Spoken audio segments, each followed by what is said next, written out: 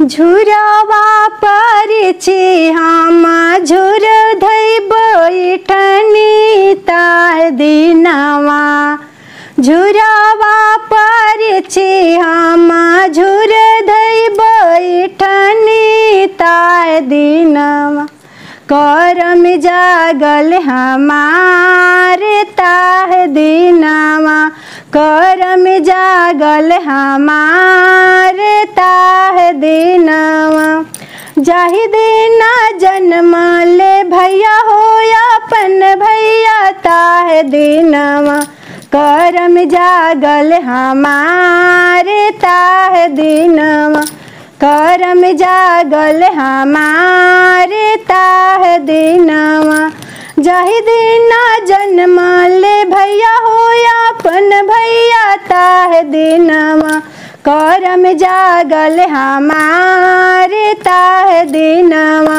करम जागल हमारे ताह दिनवा झुरवा परिची हम झुर धई बैठनी ताह दिनवा करम जागल हमारे ताह दिनवा करम जागल हमारे ताह दिनवा। और देखिए कितना प्यारा गीत सुना है। और चलिए हम लोग भी एक गीत सुनाती हूँ कर्मा के।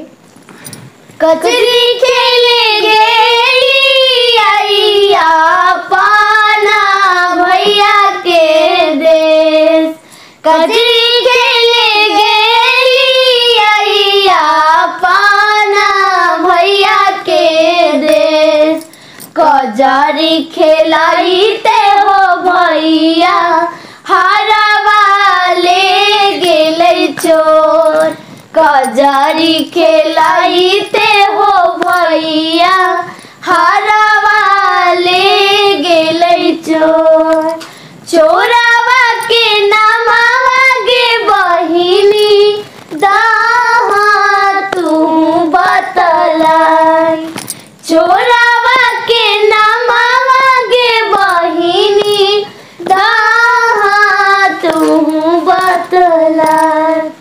तो आप सभी को बहुत बहुत धन्यवाद। हम तीनों जन का एक कर्मा का गीत कैसा लगा और अच्छा लगेगा तो आप सब लोग शेयर कर दीजिएगा ताकि सब भाई बहन और जितने भी हमारी देश की जितने भी हमारे संसार की नारी और सब लोग हम लोग के गीत से कुछ सीख पाएँ। और आप लोग भी कुछ कमेंट करके बताइएगा हम लोग से जो भी गलती हुआ होगा। मैं आप लोग के कमेंट से भी हम सभी लोग कुछ सीख पाते हैं। तो सभी को बहुत बहुत धन्यवाद। ये बहुत ही अच्छा पवित्र पर्व है भाई बहन का। दिल से प्रणाम। जय हो हरे